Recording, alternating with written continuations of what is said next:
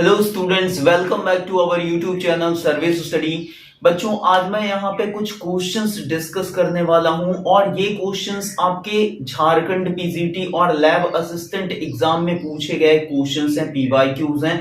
तो ये क्वेश्चन आपके एग्जाम के पॉइंट ऑफ व्यू से बहुत ही ज्यादा इंपॉर्टेंट है। ठीक है, तो बिना टाइम वेस्ट करते हुए चलते हैं क्वेश्चंस पे। कह रहा है कि the moment of inertia of a body rotating with unit angular velocity is equal to, एक बॉडी का मोमेंट ऑफ इनर्शिया किसके बराबर होगा, इज इक्वल टू कितने के बराबर होगा यदि वो बॉडी रोटेट कर रही है यूनिट एंगुलर वेलोसिटी के। पहला ऑप्शन है ट्वाइस इट्स के ऑफ रोटेशन, मतलब काइनेटिक एनर्जी के दुगुने के बराबर, जो रोटेशनल काइनेटिक एनर्जी है।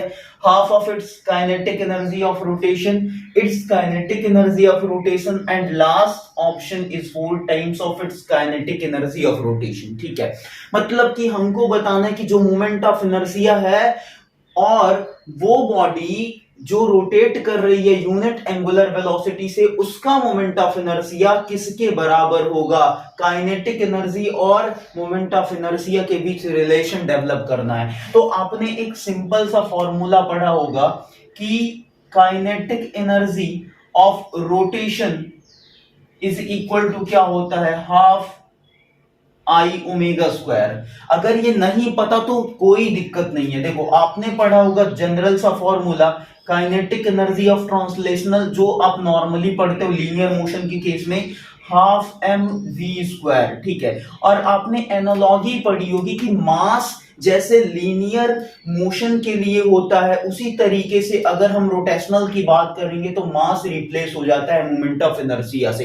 एंड यू नो दैट जो लीनियर वेलोसिटी होती है that is replaced by the angular velocity that is omega. ठीक है, तो बस यहीं से आया हुआ है, आपको थोड़ा सा एनालॉजी ध्यान में रखना है। ठीक है, तो ये फॉर्मूला है, कह रहा है यूनिट एंगुलर वेलोसिटी मतलब ओमेगा की वैल्यू 1 हो जाएगी, तो ओमेगा स्क्वायर भी 1 होगा, तो यहां से क्या आ जाएगा, I is equal to kinetic energy, और ये इधर जाएगा तो 2 टाइम्स हो जाएगा। मतलब जो उस रोटेटिंग बॉडी जो रोटेट कर रही है विद यूनिट एंगुलर वेलोसिटी, उसका जो मोमेंट ऑफ इनर्शिया होगा वो twice of its kinetic energy of rotation के बराबर होगा। मतलब कि जो ऑप्शन ए है आपका that is correct answer, twice its kinetic energy of rotation. ठीक है, नेक्स्ट क्वेश्चन है बेटा, कह रहा है कि a cylinder of mass 80 kg and radius 2 meter is rolling on a table without sliding। अच्छा क्वेश्चन है, ठीक है। If its velocity is 5 meter per second, then its kinetic energy will be। कह रहा है कि एक सिलेंडर है, एक क्या है, सिलेंडर है कुछ इस टाइप से।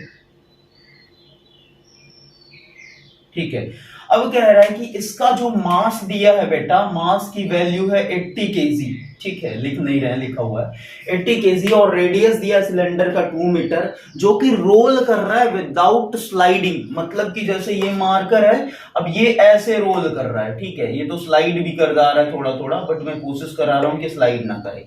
ठीक है, मतलब जैसे ऐसे ऐसे है, ये ऐसे चल रहा है, स्लाइड नहीं कर रहा है, फिसल नहीं रहा है। ठीक है, विदाउट स्लाइडिंग ये रोल कर रहा है, केवल घूम रहा है। ठीक है, तो कह रहा है कि without sliding if its velocity, यदि उसकी वेलोसिटी क्या है 5 मीटर पर सेकेंड, तो उसका काइनेटिक एनर्जी क्या होगा। देखो, रोलिंग के केस में काइनेटिक एनर्जी ऑफ रोलिंग, ये फॉर्मूला आपने पढ़ा होगा, K of rolling is equal to K of rotation plus K of translation या लिनियर। ठीक है, अब के ऑफ रोटेशन क्या होता है बेटा, हाफ, अभी लिखा था आई ओमेगा स्क्वायर, और ये कितना हो जाएगा, हाफ एम वी स्क्वायर। ठीक है, बस दोनों की वैल्यूज पुटअप कर दो, आंसर आ जाएगा। अब देखो, अ सिलेंडर ऑफ मास, अब सिलेंडर की बात कर रहा है तो मोमेंट ऑफ इनर्शिया क्या रखोगे, किसका रखोगे, इसमें कंफ्यूजन होगी बच्चों को। जब भी नॉर्मली आपको बोले क्वेश्चन में कि अ सिलेंडर ऑफ मास, तो सिलेंडर का मतलब क्या लोगे, यहां पर सॉलिड सिलेंडर लोगे। तो सॉलिड सिलेंडर का मोमेंट ऑफ इनर्शिया क्या हो जाएगा बेटा, क्या होगा बताओ। जो आपका डिस्क का मोमेंट ऑफ इनर्शिया होता है, ठीक है, जो आपका डिस्क का मोमेंट ऑफ इनर्शिया होता है वही सॉलिड सिलेंडर का होगा। तो डिस्क का कितना होता है बेटा, mr² 2, ठीक है।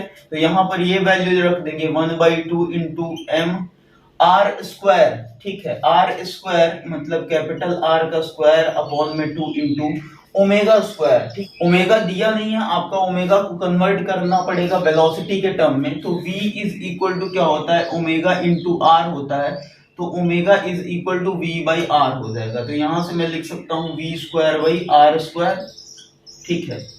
और प्लस हाफ m की वैल्यू कितना है, रख लेते हैं वैल्यू 80, या अभी ऐसे छोड़ दो, हाफ mv²। अब इसको बस सॉल्व करना। देखो r² से r² यहाँ पे कैंसिल हो जाएगा।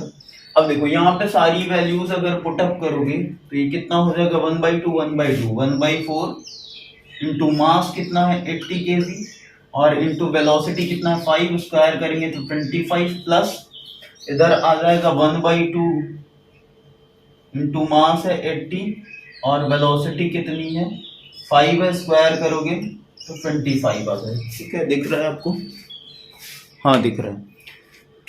अब देखो ये कितना हो जाएगा 20 इंटू 25 करेंगे तो कितना आएगा 500, प्लस ये हो जाएगा 40, तो 40 इंटू 25 करेंगे तो कितना आएगा 1000, ठीक है। तो ये आ जाएगा कितना आपका 1500 जूल।